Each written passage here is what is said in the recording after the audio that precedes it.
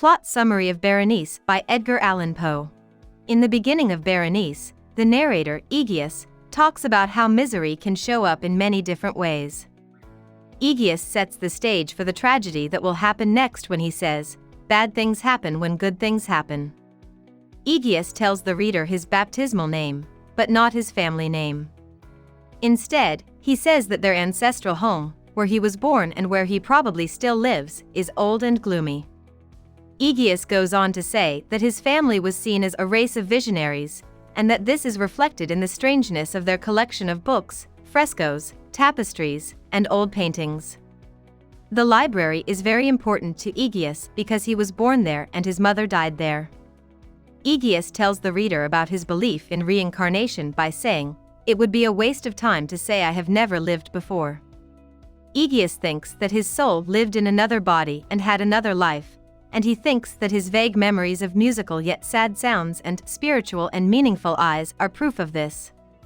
Aegeus goes on to talk about how he spent his first years reading books and meditating in the library. He thinks that the fact that he was born in a library is why he spent most of his childhood reading and thinking instead of playing. But when he was still in the noon of manhood, a stagnation set in and stopped his intellectual growth in a big way. Then, Aegeus tells them about his cousin Berenice. They grew up together in Aegeus's family home, but they were very different. Aegeus was quiet, sad, and studious, while Berenice was active, happy, and cheerful. Aegeus says that just saying Berenice's name brings back a clear picture of her gorgeous yet fantastic beauty before the destroyer came in the form of a fatal disease that changed her beauty, happiness, and personality.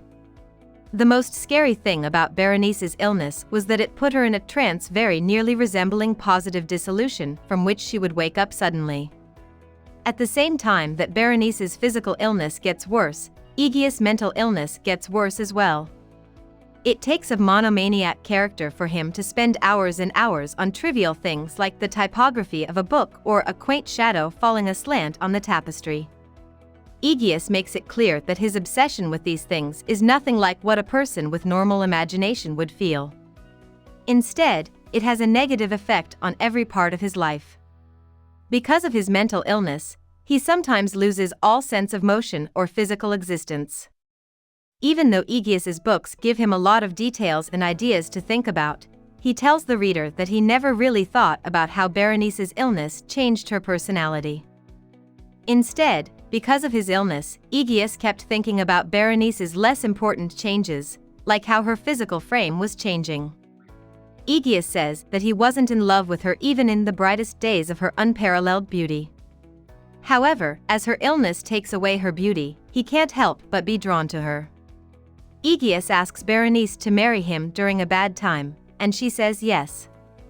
Aegeus is sitting alone in his library when Berenice comes in. This is just before they get married. She has lost weight, her black hair has turned yellow, and she seems taller than she used to be. Aegeus watches her and notices all its changes. He looks at Berenice's lips, and when she smiles at him, he sees her teeth. Aegeus starts to obsess over Berenice's teeth without warning and can't stop himself. She has changed a lot, but her teeth are still as white, clean, and straight as they were before disease ruined the rest of her beauty. Aegeus thinks about studying them very closely in every light. He starts to think that having the teeth will bring order back to the chaotic chamber in his head. Aegeus spends the rest of the night and the next day sitting in the library and thinking about Berenice's teeth. The next night, though, he hears a maid scream far away, which makes him get up and go see what's wrong. She tells him that Berenice had a seizure and died because of it. Berenice is buried almost right away, but Aegeus doesn't remember much about it. In fact, he can't figure out why he feels horror about the time after she was buried. As he tries to figure out how he feels, he thinks he hears the spirit of a dead sound, which he thinks is a woman's shrill and piercing shriek. Aegeus knows he did a deed, but he can't remember what it was. On a table next to him is a small box from the family doctor, a lamp, and a book with a page turned to a passage about going back to a loved one's grave. Aegeus's hair stands on end when he hears this line, but he doesn't know why. As he thinks, a servant walks into the room and, clearly scared, tells Aegeus that there was a wild cry in the night that woke everyone up. The sound led them to Berenice's violated grave, where they found that she was still alive, even though she was enshrouded. The servant then tells Aegeus that his clothes are bloody and dirty, that there are nail marks on his hand, and that a spade is sitting in the corner of the room for no apparent reason. Aegeus jumps up and knocks over the box sitting on the table next to him. It shatters, and they see that it is full of 32 small, white and ivory-looking substances. About the author. Edgar Allan Poe was born on January 19, 1809 in Boston, Massachusetts. He was the second child of David and Eliza Poe, both of whom were actors. Poe's father abandoned the family shortly after Poe was born, and Poe's mother died the next year. Poe was taken in by John and Frances Allan, who raised him and put him through secondary school and helped support him as a young adult. Poe and his foster father had a falling out over Poe's gambling debts and failed military career after Frances Allan died, and they became estranged from one another. Determined to become a writer, Poe initially found fame as a literary critic whose opinion was almost universally respected.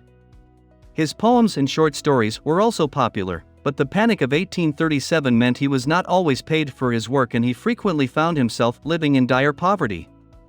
Poe famously married his first cousin, Virginia Clem, when she was 13 and he was 26 in 1835, several years before Poe's only complete novel, The Narrative of Arthur Gordon Pym, was published. They remained married until Virginia's death in 1847, after which Poe never remarried. Poe's life was marred by an ongoing battle with alcoholism, which played a significant role in his inability to maintain a long-term job at literary magazines and newspapers and his subsequent struggle against poverty. In 1849, Poe arrived in Philadelphia sick and desperate for money to get a train ticket to Virginia. His friend George Lippard helped raise funds for his train ticket and food. A short time later, Poe was found delirious and seriously ill on the streets of Baltimore, but unable to explain why he was there or what had happened to him. He was taken to a hospital but died several days later on October 7, 1849. Hope we summarized it fully and you liked it. Please hit the like button and subscribe to our channel so that we are motivated to create more videos.